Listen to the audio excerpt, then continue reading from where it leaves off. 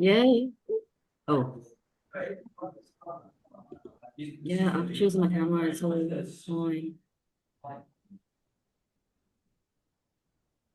Think there's anything we've got.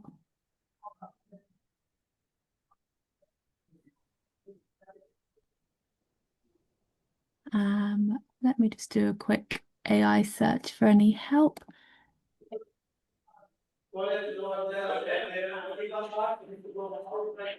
I'm getting some sound back as well. Might need to put you all on mute for a second.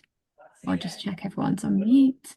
And then if we want, we're at 12. What we could do is, Yogini, I'll do a bit of an AI search in the background and just see if I can find any advice in terms of what to do with your camera. I think in worst case scenario, when we can't see you, we can still make sure you're absolutely an active part of the conversation. So that'll be fine. I've got your email, so I'll just drop you an email in the background with any like additional information or do a private Zoom chat. And I'll let Sneha kick off the meeting and get started. Yeah, sorry, this is so annoying. No worries at all. Feel free to private message me or drop me an email and I'll do some work in the background to see if there's anything I can do to help. And then Sneha, if you, Dan, and the team are ready to go, I'll start letting everyone in. Yep, sounds good. Amazing. Thanks, Annette. And then that.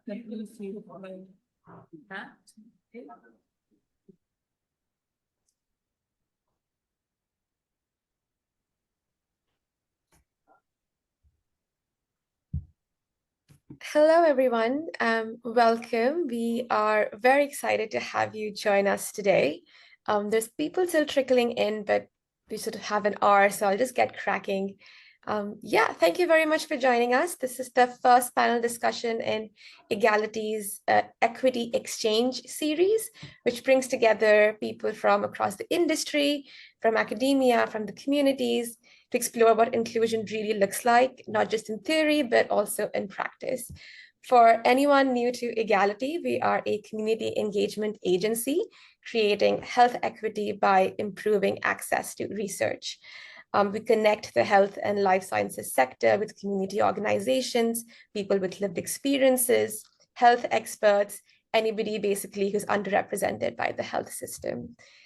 In today's discussion, we'll focus on what does it take to build community trust in the pharmaceutical industry.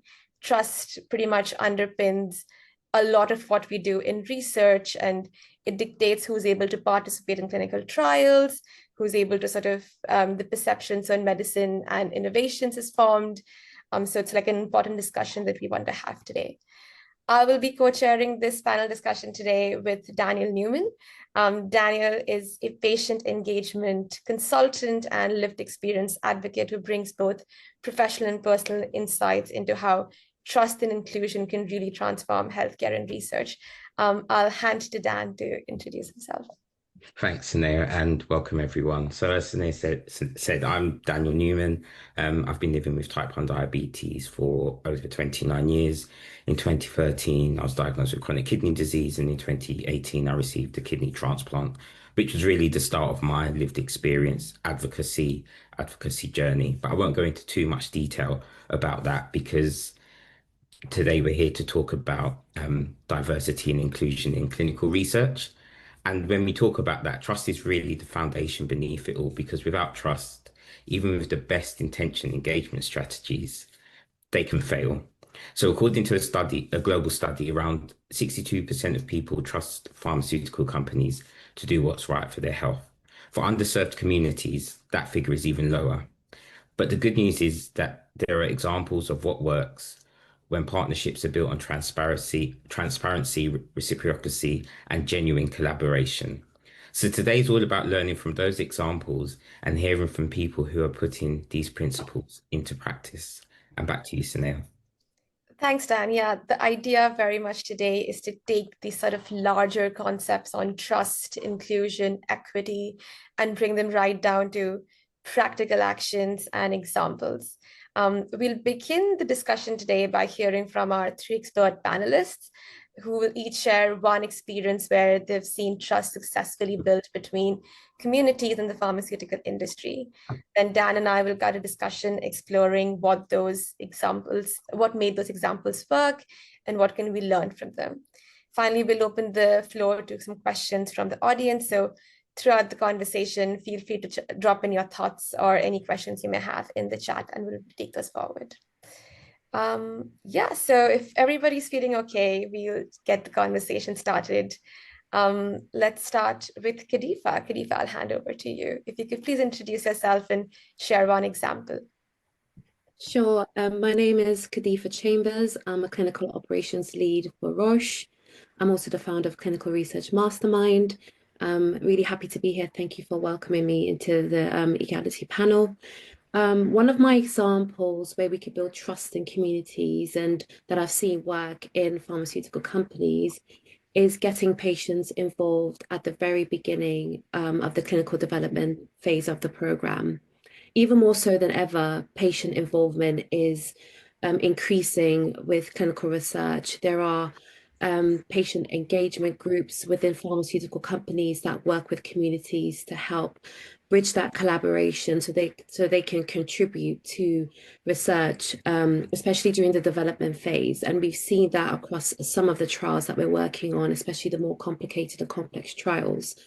A lot of the contributions to patients often tend to be the various assessments that they have to do, or patient-facing materials that could help them and educate them into understanding clinical research. And that's really been one of the key things for us that we've seen with building trust in the industry and bridging that gap between what the pharmaceutical companies do and what communities do. It's all surrounding this idea behind education and bringing them into the conversation from the very beginning of the clinical development phase. And we've seen this trust build between patients and pharmaceutical companies because they're all part of that conversation. And we've seen that work more so recently than we had 5 to 10 years ago. Thank you. Thanks so much, Kadifa. Yeah, I'm hearing the key element of like building knowledge and awareness and education amongst people and why it's important to be part of research, and that sort of being an element of bridging that gap and building the trust. We'll definitely dig a little bit deeper into that in a moment, but before that, I'll hand to Dr. Yogini. Afternoon all. I'm Yogini Naidu. I'm an associate professor at Kingston University. Apologies because you can't see my face here, but so my interest in research, I've been in research in terms of clinical research, but also kind of a specialist nurse and nurse researcher. So I'm very much kind of looking at engaging participants within my research, but also kind of getting an inclusivity. So obviously we want that broad approach. Obviously it's research with people, for people, and creating it together. So that public engagement and that patient engagement within research is so important for me in terms of that clinical approach if we want to make a difference as well. So I believe patients, participants, carers do need to be part of that journey from the very beginning so that we can actually have that implementation at the end of that research journey. So yes.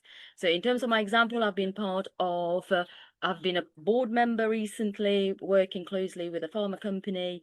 And I know we are doing a lot of looking at inclusive strategies to get people involved in the actual protocol development from the very beginning in terms of the journey and all the research aspects. So yeah, so that's where I know the pharma are actually trying their level best to get that participant voice to be listened to and be part of the research.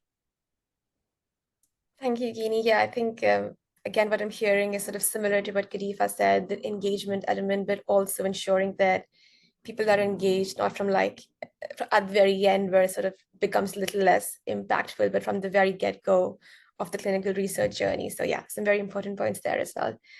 Thank you for that. I'll hand next to Kirit. Thank you. Yes, so I'm Kirit Mistry, founder and lead on health and equality for South Asian Health Action, but have a background of 30 years working in race equality and looking at, over the last 10 years, more health inequalities, particularly around from a patient voice, from a community voice, addressing health inequalities. Some of the kind of challenges we currently see within, obviously, the patient of South Asian patient that I'm a patient, I'm a type 2 diabetic as well, been diagnosed 10 years. But the key challenge we see is, firstly, let's not beat about the bush.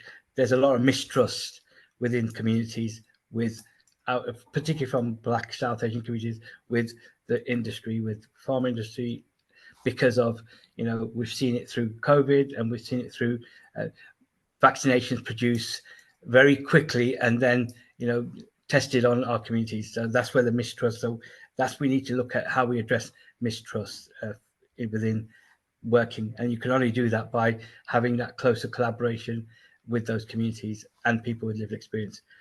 One of the experiences I would like to share is certainly we've been working in cancer, particularly for the last 4 years, and looking at clinical trials, particularly for South Asian women with breast cancer. And that was a project, again, working with NHS Race Health Observatory, Roche, Macmillan, and obviously to community partner organisations, ourselves and Caribbean African Health Network, to reach the communities that were not being reached through clinical trials and through hospitals where the women were already going through that journey of their breast cancer, but didn't really have that much engagement or involvement in looking at clinical trials. So that's one of the examples I'm sharing. And it's positive in terms of the recognition that, why is there no diversity of those women coming through clinical trials? What has been the barriers for their engagement? And clearly there was lack of engagement from the start, lack of awareness to those women that they could participate in clinical trials. And the third aspect was really about, there was some kind of challenges around language and cultural kind of, I would call it cultural bias or lack of cultural competence, because how to work with communities takes that approach of knowing to understand what their challenges and where they're coming from. But on the flip side, I think if we are going to build trust and work with communities and patients, firstly, the organizations need to look at their values. What are their values in terms of, what are their values driven from? Is it driven from the basis of making money, or is it really ethically driven in terms of really wanting to see that change of better diversity, better inclusion, and most importantly, looking at those communities that are affected by those conditions, right, whose voices are not being heard? That's where the starting point. So already previous speakers have said, if we as communities are not involved from the start, then it seems like a tick box. Secondly, we need to be fully involved, but also the goodwill has run out. We as community organizations don't do goodwill. We're expected to do goodwill.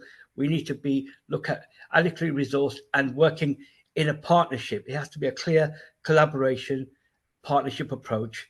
And that's where some of our experiences are happening. And finally, we can't just be brought in to do the engagement and then pushed to one side, and then the lack of ongoing collaboration throughout the journey of that research or trials.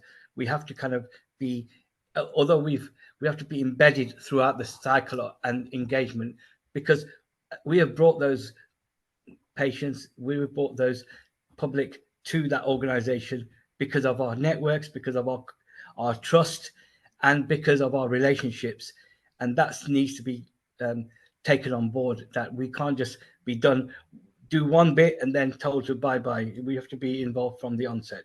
I'm going to stop there because I think there's a lot of questions will come through later. Thanks, Kirit, for that. Yeah, so lots of very good points there. And sort of what you ended on as well is to ensure that that feedback loop doesn't really end. You need to get back to the community to demonstrate what changes have been made to sort of build that sustained long-term relationship and build that trust within the sector as well. Yeah, thanks for sharing those opening remarks, everyone. I'll hand to Dan to ask some follow-up questions before we move forward. Thank you, Sinead. And yeah, really great points from all three of you. And as Sinead said, and I've been making notes as well, that what really came out for me is about people being involved from the beginning and also listening being key. And again, goes back to the element of trust. So I just want to start with you, Kadifa, if you don't mind. And this was something that actually came up in our pre-meeting, which was a really good point, and we wanted to talk about and discuss today. So typically, when clinical trials are spoken about, it's normally related to the pharma industry. So as someone who works in pharma, are there any other stakeholders involved that should be included in the conversation that aren't? And why not? And also, what needs to change? Certainly, I do think that there is such a stigma that of this big bad pharma kind of label, and a lot of the pharma industry is driven by government policies, ethical committees, competent authorities, and they are much part of this conversation as pharma and academic research. So we first have to include everybody that's involved here. For example, the Health Research Authority has policies and work with the government in place to make sure that public involvement is a key aspect in contributing to research. That's something that pharma companies have to do and have to abide by. So this is something that I do think that people are not aware of, that there are authorities, research authorities, local UK authorities, that have to be part of this overall conversation.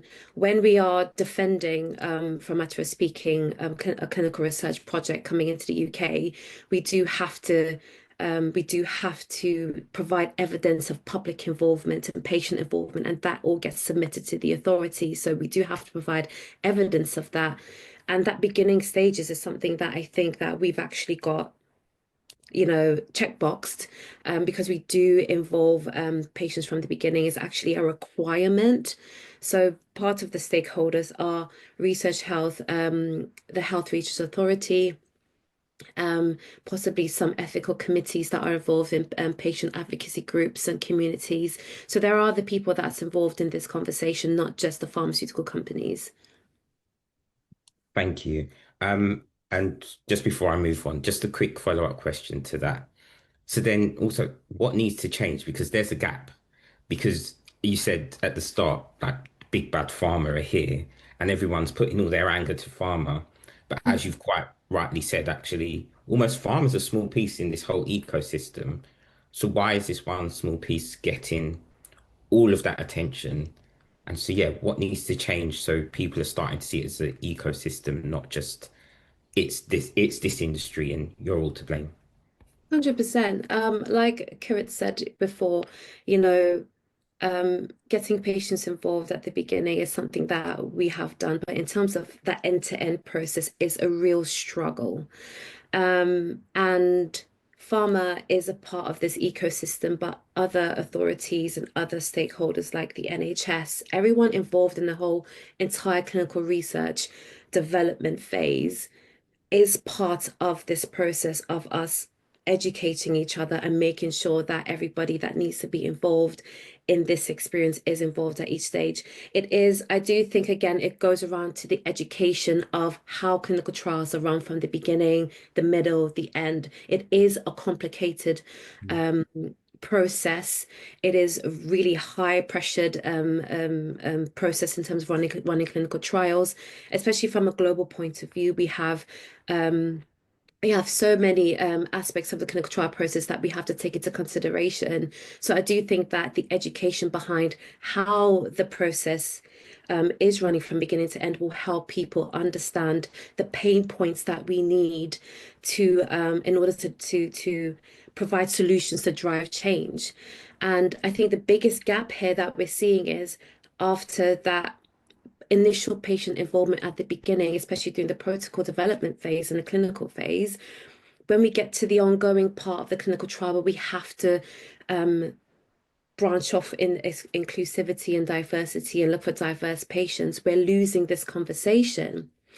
And within that kind of middle phase of the managing the clinical trial during that phase, especially when it comes to non-commercial studies with the involvement with the NHS, you have to think about the strain of the NHS when it comes to working in clinical trials. They are, it's already, quite difficult for the NHS already as it is to manage their own workload and clinical research on top of what they do.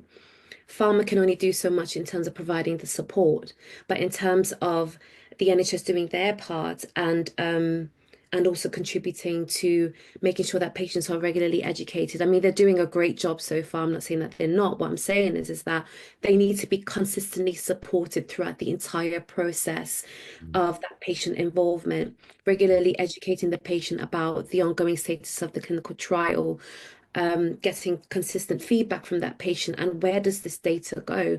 And this is something where we are still fine-tuning as pharma. We can only do so much on our end, but getting those stakeholders involved and getting that feedback is something that we're doing. And there are a couple of strategies that we're doing at the moment in pharma to help bridge the gap between what the patients are in terms of the feedback that patients are feedbacking towards the investigators and the research staff versus what we get back. So we are putting efforts in to make sure that we are listening to the feedback we're getting on board. But in terms of driving through that change, that is what's taking us a little bit long to get to. Thank you very much. Really appreciate your insights, Kadifa. Thank you. And so, Yogini, if I can come to you, so you mentioned, and I thought this was key, you said research should be with and for people, which I really liked. So just looking back at your example, what partnership approaches were essential to achieving the outcome that you mentioned, and how can others adapt similar practices? I think this is something that sounds easy to do, like getting people on board, but it's not as easy. Now, obviously, you need the participant on board, but that is in itself a hurdle because how do you reach out to people? And I think charities has been very helpful in this, in kind of getting on board and being the advocates for participants and actually encouraging people and to actually join in. So I think PPI, or patient and public involvement, is crucial, and it needs to be representative of everybody. It needs to be a diverse group. It needs to actually be people with different lived experiences, different age, different ethnicity. But how do we build that element of trust? And I think, which is actually something that is obviously something challenging. It's going to be slower than, it's not going to be, I don't think it's going to be one solution. But I do think it's about that authentic listening that needs to happen. Hearing voices of the people who are living it, and we need to actually listen. I think as clinicians and also scientists, we might just assume what the needs of the participants are, but we do need to hear their voices and their perspectives. So I think charity plays a big role in it. Thank you, Yogini. Appreciate those insights. And Kirit, if I can just come over to you next. And again, you made some really, really good points. And I like that you mentioned about the goodwill has run out. And I think that's key. And so from your example and your perspective as a community advocate, and I might just change this question slightly, what would you tell pharmaceutical companies, but also based on the question to Kadifa, other organizations in that ecosystem? Sure. What do they need to understand or do differently to build the kind of trust with communities? So maybe if you could start with the pharma industry and then branch out to the other parts that we mentioned in the ecosystem. Okay, so it's great to hear Kadifa mention that they've got to as an organization, they've got to involve patients at the starting point, or involve the challenge for me, and what I've been observing, not just with the pharma, with the other stakeholders, is all of their public patient forums, advisory groups are not very diverse. They don't have, correct me if I'm wrong, but this is when I was starting this journey around getting more patient public involvement in academia and also in research organizations. I was looking at people's websites. I was looking at, and there was nobody looking like myself on those. So that's what we need to start looking at, is these organizations need to look at doing an equality audit of who are they, how are they reaching the communities that they're reaching, how are those people being brought onto their advisory groups, and it's sad to say, but what we are seeing is very much a professionalized patient public involvement. Ex-retired NHS colleagues who are now have got their lived experience, but what we don't see is what we need to see more of is people with that lay perspective, lay opportunity, giving them those opportunities to be able to share their lived the voices. And I've worked across, engaged with HRAs, health research authorities, with academic health science networks, NIHR, etc. And these are the stakeholders, even now with universities, these are the stakeholders that really need to just look at what's in there in the geographical areas that they're trying to operate. Who is, do a mapping of what's there. There's churches, there's temples, there's gurdwaras, there's community organizations, right? Look at doing a clear mapping of, and then firstly, you've got the data within your own, your Bosch has got their data of who's, whether it's better, whether it's the equality data is good or not, but from evidence, they could look at why are those South Asian women not coming through our clinical trials, right? And that's where they need to deep dive into their own kind of equality audits. And then that would, not just pharma, all the organizations, as I mentioned, there's a lack of diverse voices. And finally, I think it's the question you're asking as well, it's not just about one person. What we should be doing is growing this pipeline. We need to provide mentoring and coaching support to patients who want to get involved in this. And I've got disillusioned with some of these organizations, because when you've applied to go on their advisory groups and you get knocked back, and then I'm trying to get other people to apply for these roles and they get knocked back, they get disillusioned because, somebody who's worked in this system for 30 odd years and getting knockbacks and not being able to get on these committees, right? I've just now decided my approach is sod those committees. I just challenge those organizations, kick those doors down and challenge them from an equity perspective. And then if they want to engage, fine. If they don't, we will mobilize the communities to challenge them in different ways. It's sad to say, but this is the reality of those institutions. They need to address institutional racism that exists historically and currently, and systematic, approaches within their systems are failing their engagement. And that's what they need to start looking at. And they can only do that by working with communities and patients to help shape their internal organizations better. Yeah, totally agree, Kirit. Some excellent points raised there. So now I can hand over to you to the next part.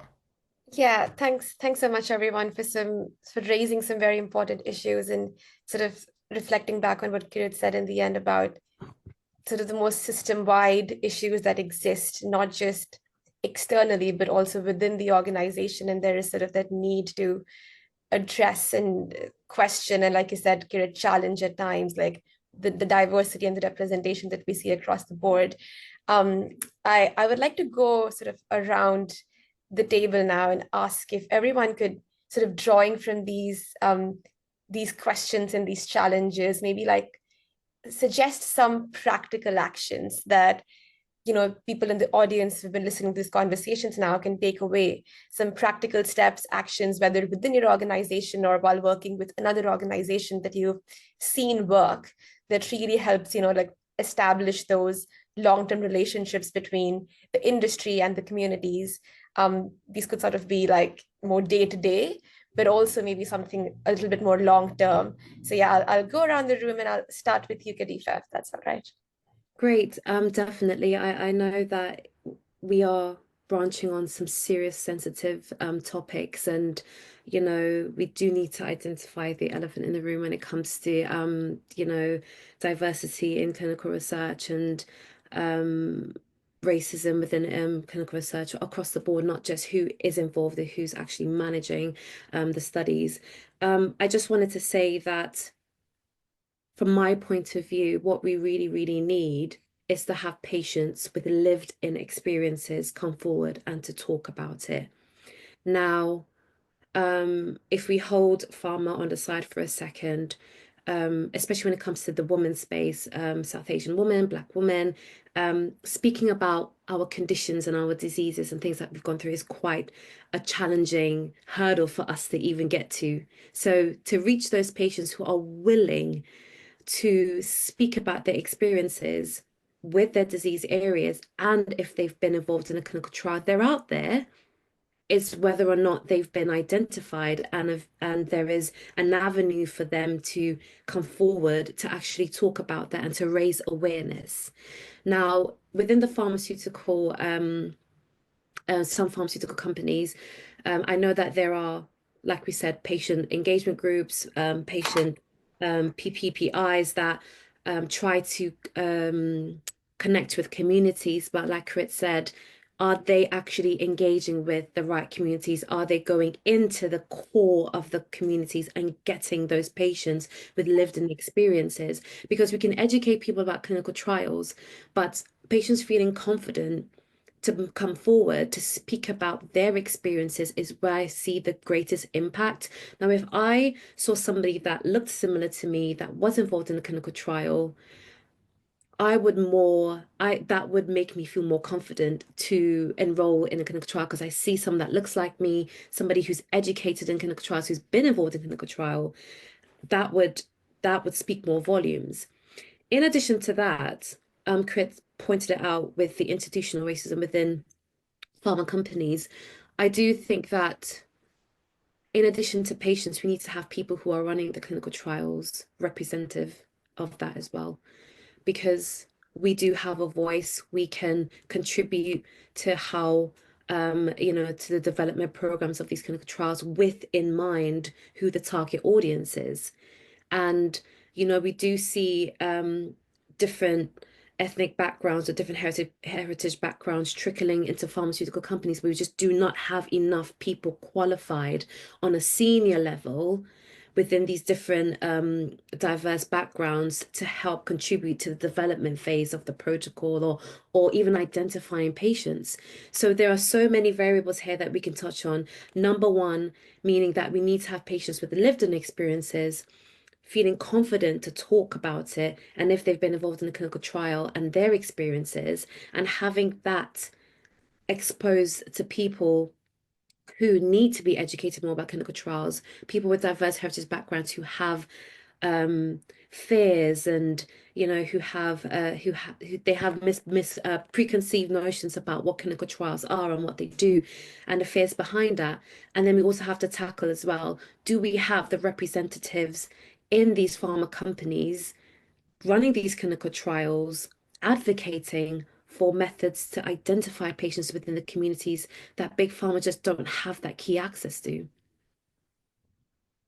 Absolutely. Yeah. Thanks for that, Kadifa. Two very important points, and completely agree with like both of them. I think there is an element of representation and reaching the right people and hearing those lived experiences.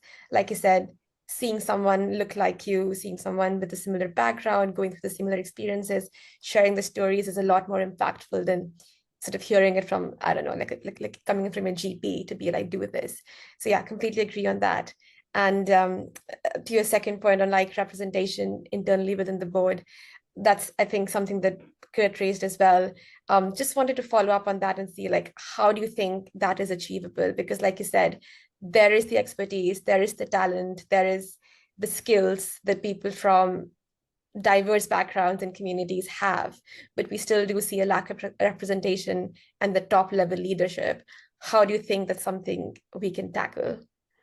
100%. I mean, it's such a difficult question to answer because, different organizations have different methods in terms of how they employ and who they employ.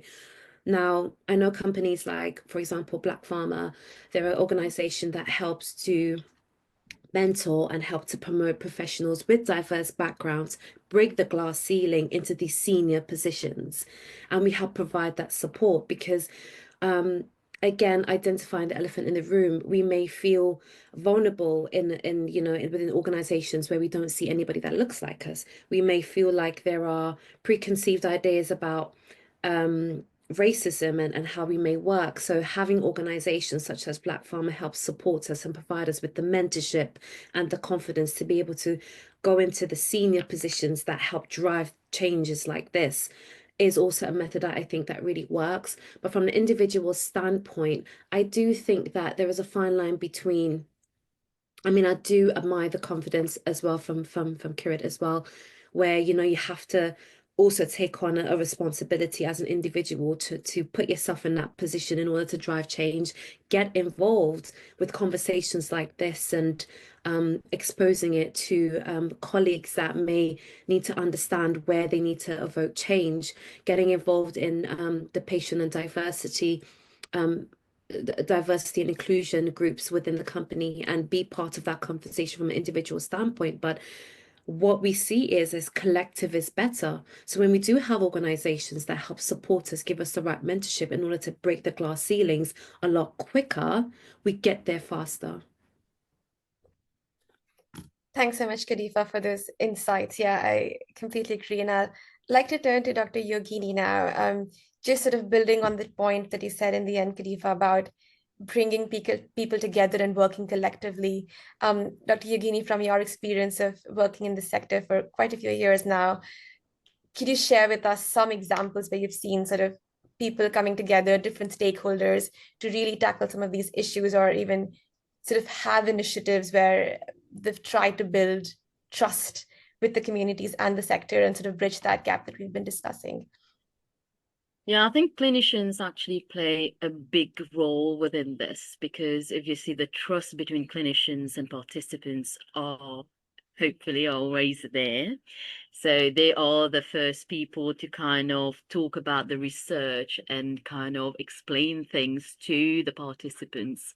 And I think we are key within that process. But how do we link the pharma and the actual participant and actually and I think it's about that empowering of the actual participant. How do we actually empower the individual to kind of say, well, okay, you have gone through this, let's talk about this. They might actually be very comfortable with the clinician because that trust is there.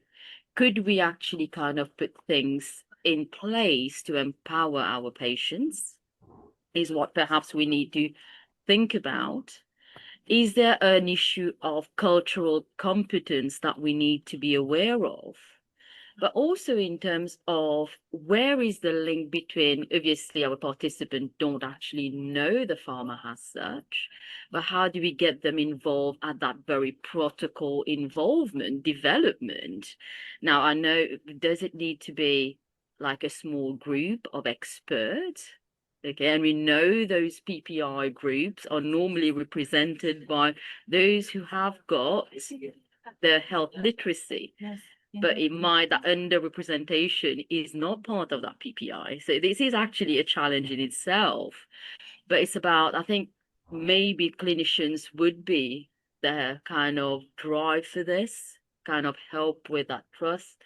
But also in terms of, I think the strategies we've seen is we are the drivers as clinicians because we know that rapport has been built. We listen to them, we kind of then take the information to the pharma.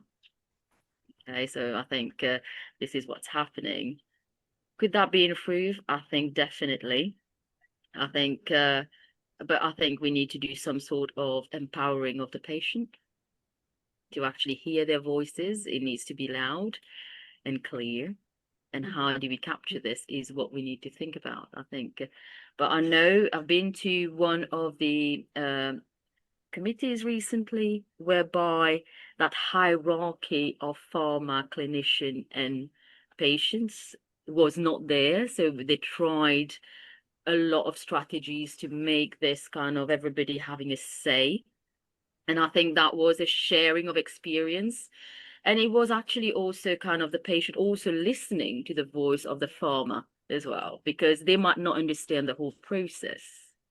It's about kind of telling the participant, this is what the process entails, this is what we want to achieve, because they might not necessarily understand the whole process of it.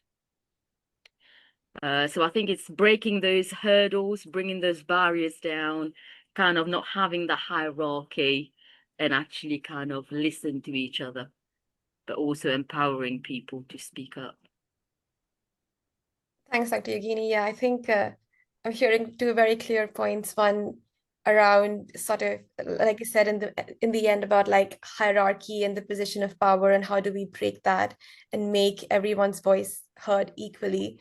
And I think another thing that I sort of wanted to pick up on is you mentioned empowering the patients and patient voices and people from the community, but you also sort of touched upon the other side of it, the cultural competency element that we want all clinicians to have. So I think there is like a little bit of training and dialogue that needs to go both ways. It's not just about educating the patients and the participants about clinical research, but it's also about educating and sort of training the clinicians, the pharma industry about how do you engage with people, like what's the right way of doing it, how do you build that trust. It definitely needs to be a two-way conversation.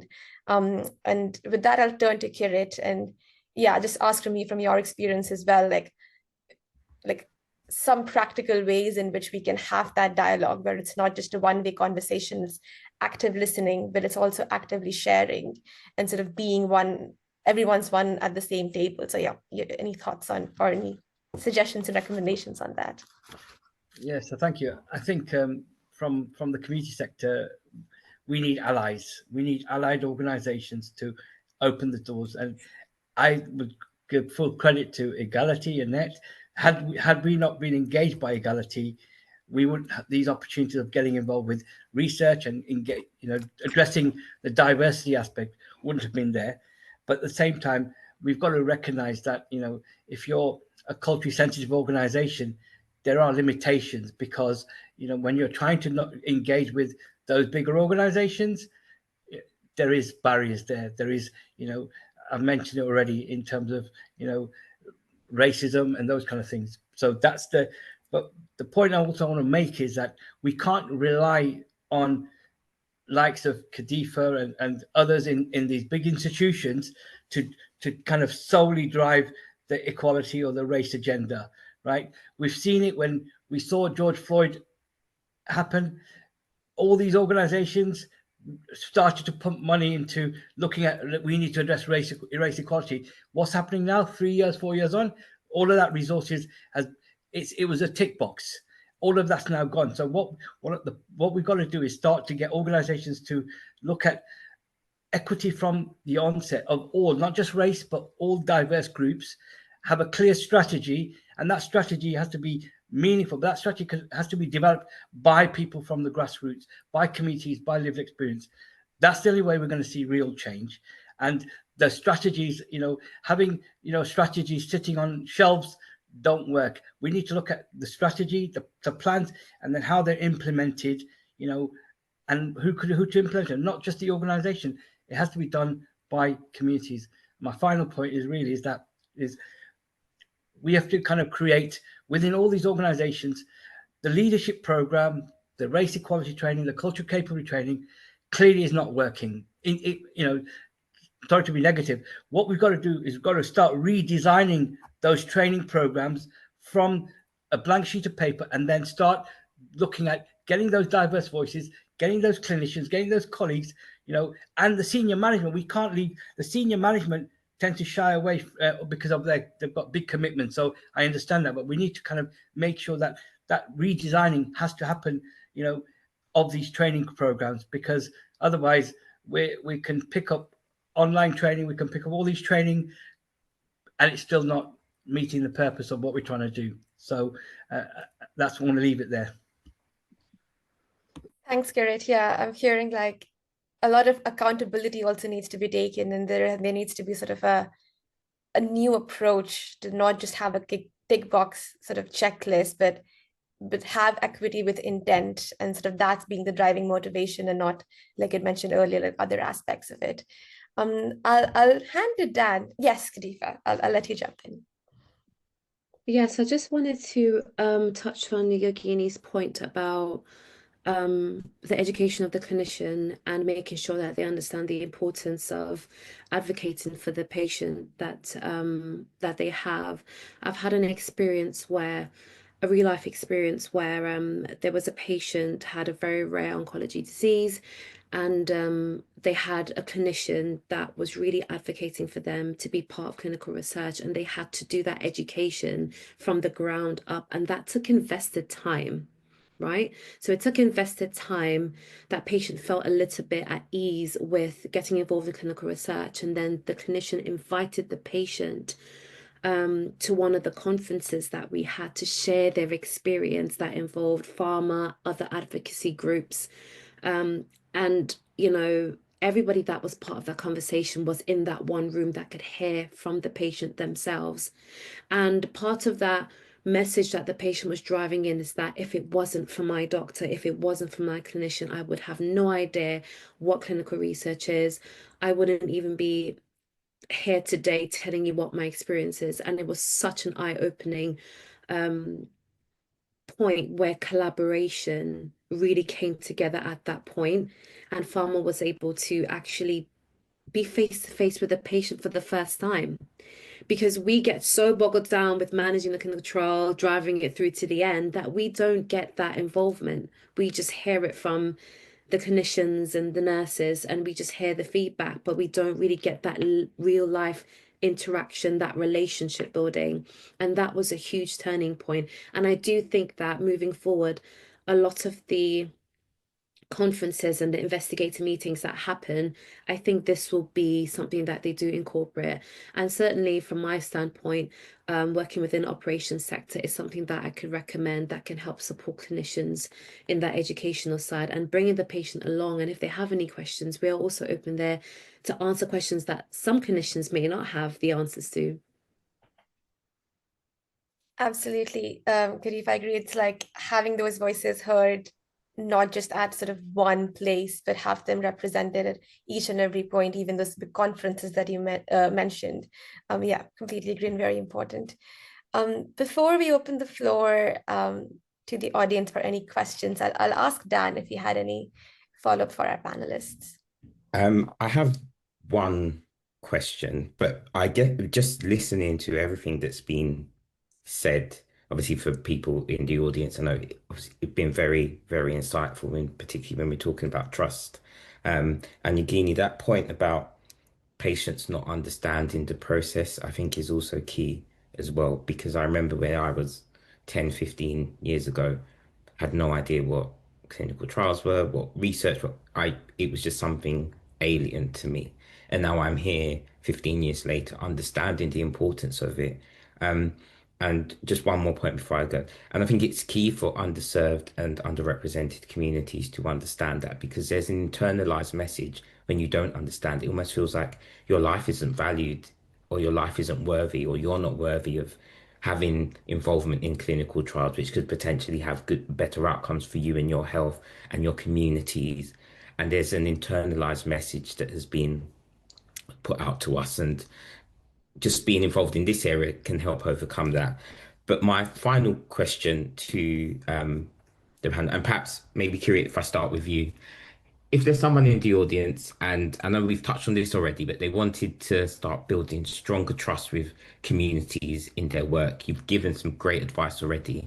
But what one piece of practical advice would you give, and then one common mistake they should avoid? Maybe perhaps start with the mistake they should avoid, because yeah, you've answered brilliantly the first part of the question. So your mistake is don't sit on your desk. Get out there. Go and make those connections, right? Because researchers tend to just sit on their desk. Not all, but you know, this is they're all being trained to. So just go out your comfort zone and go out there, and that's the only way your mistake you make, you'll undo that mistake. And then really the second, what was your first point? It was about good practice to give the audience. Was that what you said? Practical advice you would give. Yeah. So I think it's the first point is look at the representation within whatever you're trying to do within your PPI elements and what's missing. Clear audits, and then finally go and reach out to those lived experience groups out there, and you don't need to in your geographical, if they're not there, we've got the the internet's great. You can search people through LinkedIn. You can. What I do now, go to Twitter. If I see people, if they've not engaged with me, I challenge them on Twitter because I've been chasing them so I'm not telling you to do that because sometimes you've got to be diplomatic. You need to get through the doors first. But my message to you is, if your passion drives you, take that passion first, and then look at the values of those organizations. And we've got to sometimes shape those organizations' values because they don't. Unless we don't do it, they won't do it. Yeah, very true. Thank you, Kirit. And Yogini, the same question to you.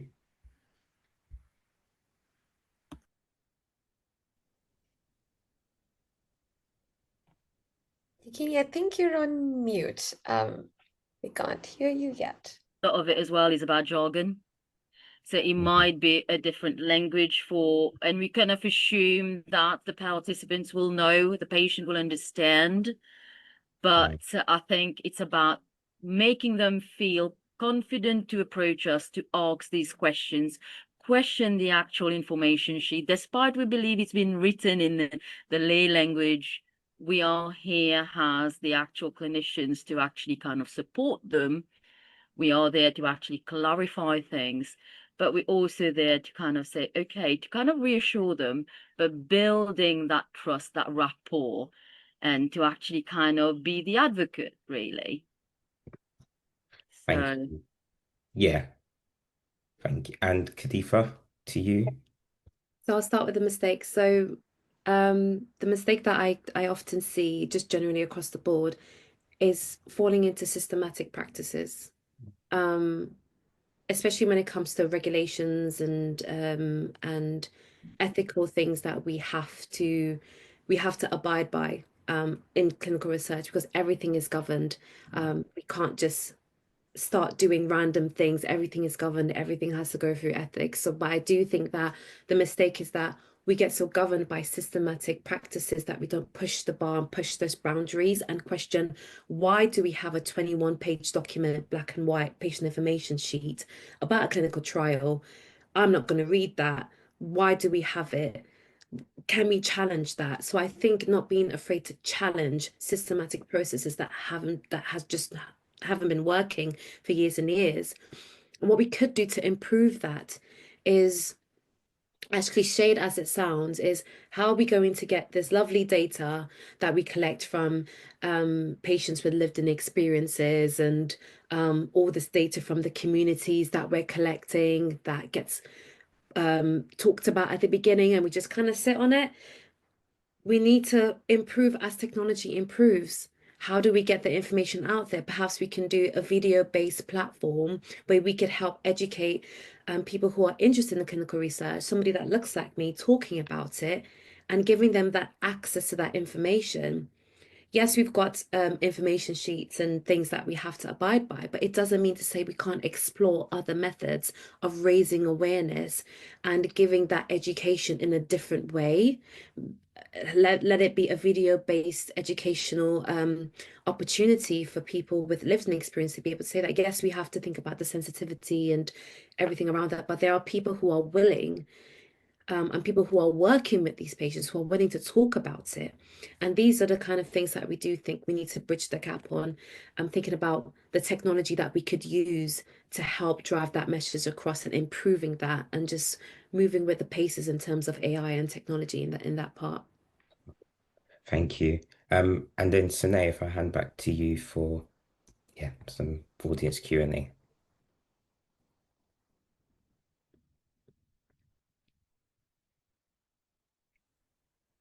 You're on mute, Sine. Thank you so much. Had to happen at one point. I was just saying, thanks all the panelists for your insights. I was just reading through chat and wanted to sort of mention that we've had some very active conversation as well. So thank you everyone for chiming in and for sort of adding on your very insightful points and also mentioning some resources to read further. There were a couple of questions that I just wanted to pick on. We have a couple of minutes left. This one is to Dr. Yogini. You'd mentioned sort of in your initial opening remark about sort of involving charities as well. They just sort of wanted a little bit of clarification on what you meant by charities. Does it mean to sort of medical research charities, patient advocacy groups? What other organizations do you think sort of need to be involved in these conversations?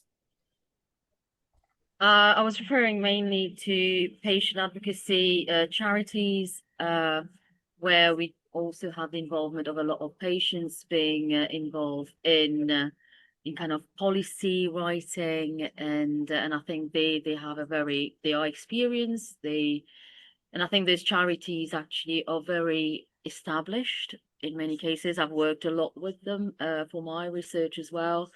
And I think they've already got that trust that they've built with the patients. So that conversation is a bit easier to have, because then they also facilitate the conversations that we have. But the other point I wanted to add as well in terms of building that trust, I think, is that dissemination of the results. We kind of want to actually get participants involved in research, but do they really see what happens after? And I think that is so important. If we want to be involved, do we know what happens with the data? What have we contributed to? And I think that would be my final say of this. I think it would be nice to kind of be involved throughout the whole journey, from the beginning to the end, if I was actually a patient and a participant.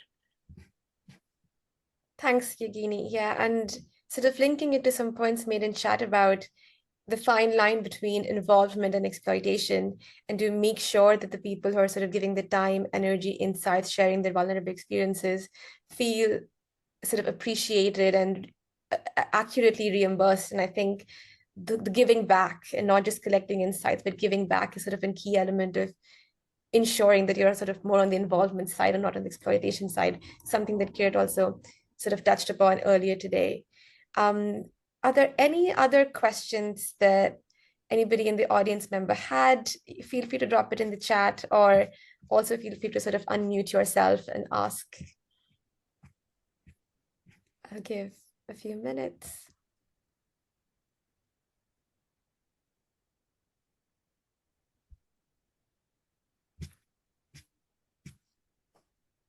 We have a question for Kirit. I'll just read that out, about addressing sort of racism in the system, and sort of the idea of current cultural competency training. And if that isn't working, what kind of training or intervention sort of initiatives do you think might be helpful to bridge that gap? So something I was involved with when we had the race equality in mental health government action plan, there was a race equality cultural capability program that was developed. But that program was slightly unique. We went into mental health organizations. We got a clinician, we got a service user, and a carer or a community member. And through that triage of people, that's the training that program was then taken back into those workforce. So they got different perspectives. So what I'm saying to you, to the person who's asking the question, is looking at, that real life, putting yourselves in the shoes of the people that you're trying to engage, and what would they want? And you can't just put yourselves in their shoes. You got to get them to be in your shoes and work with you. So look at your programs you've got, and if they're not meeting the purpose, then as I said earlier, we need to redesign that. But we redesign it from an equity base. We redesign it from that patient voice, and hopefully that would then get better outcomes. Thanks so much, Kirit. Yeah, I think that's all the questions we had in chat. And we're also pretty much on time. So I just wanted to take a quick second to thank all the audience members for joining in on the discussion today and for your contributions and making this sort of active and engaging. We really do appreciate that. And a big thank you to all the panelists for your time, for your insights, for engaging in this very important conversation. And of course, thanks to Danielle for co-chairing this event. It's always a pleasure to work with you. We will be following up with sort of some key takeaways, recommendations that's come from this discussion, and we'll be sharing it with all the attendees. So yeah, please do look forward to that. And we also have another panel discussion next month on the 17th, I believe, but we'll confirm that and we'll reach out to you again for your engagement in those. So yeah, thanks again, everyone. Hope you have a great afternoon and see you very soon. Bye. Thank you. Could the panelists stay online just for 2 seconds, please?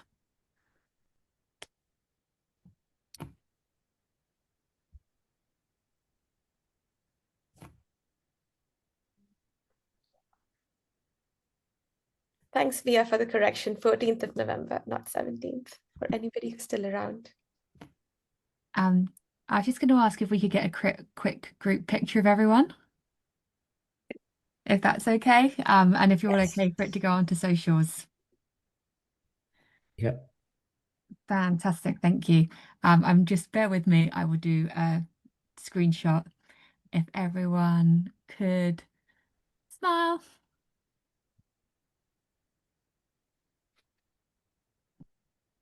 Amazing, thank you. Appreciate it, everyone. Thanks, Annette. And thanks, everyone, for joining. Thanks so much. Thank you. Such a fantastic panel. Thank you all. Thanks Thank again. you. Bye. Bye.